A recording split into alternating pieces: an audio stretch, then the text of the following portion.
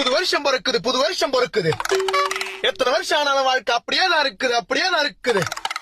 போன வருஷத்துல என்ன எவன் ஏமாத்துறானோ இந்த வருஷத்துல அவனுக்கு கை கால் விளங்காம போவேன். இந்த வருஷத்துல நான் வாழ்ற வாழ்க்கையை பார்த்து அவனுக்கு லாரி டயர்ல வந்து சாவேன். நானே சிங்கிளா இருக்கும்போது போன வருஷத்துல எவன் அவனுக்கு தனக்கு ஆள் இருக்குதுன்னு நட்டுக்குன்னு தெரிஞ்சானுங்களோ இந்த வருஷத்துல அவனுக்கு காதல் புட்டுக்குன்னு போவேன்.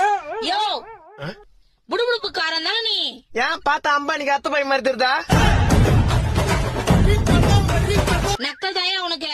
புது வருஷம் பிறக்கும் போது எதுக்கு சாபமா விட்டுன்னு தெரியுற? நான் பண்றது 12 மாசத்துல பட்ட கஷ்டங்கள் அப்படி என்ன பட்ட சொல்றேன் கேளு. சொல்லு. வருஷம் ஆரம்பிக்கும் போது எல்லாரையும் நம்பு. அப்பதான் வாழ்க்கையில வந்து தெம்புன்னு எவனோ ஜனவரி மாசத்துல ஜன்னி வந்தவன் எவனோ சொன்னான். அப்புறம் என்ன ஆச்சு? வருஷம் ஆரம்பத்துல நானும் எல்லாரையும் நம்பினேன். அப்புறம் 3வது மாசத்துல 3 பேர் முதுகுல குத்துனான். ஐயோ. 7வது மாசத்துல 7 பேர்கிட்ட ஏமாத்தினான். அப்புறம் இப்ப வருஷம் கடைசியில ஏமாந்தவன் ஒருத்தன் தான். அது யாரு? நான் தான். அப்ப போன வருஷம் ஃபுல்லா நீ சந்தோஷமாவே இல்லையா? என்ன பண்றது தாயி? மத்தவங்க கவலைய பத்தி வச்சா நம்ம சந்தோஷமா இருக்க முடியல. நம்ம சந்தோஷமா இருந்தா அதை பார்த்து மத்தவங்க கவலையாயிடுறான். சரி, இந்த 26ல ஒரு ரெசல்யூஷன் தான் என்ன? 4 விஷயம் தான். சொல்லு. மனசுக்கு ஸ்ட்ராங்கா கேட்டு, ஆ மூளைக்கு நல்ல தாட்டு, ஆ வாய்க்கு ஒரு பூட்டு, அப்புறம் வர தேர்தல்ல ஒரு ஓட்டு. சரிப்பா. Happy new year. பத்தா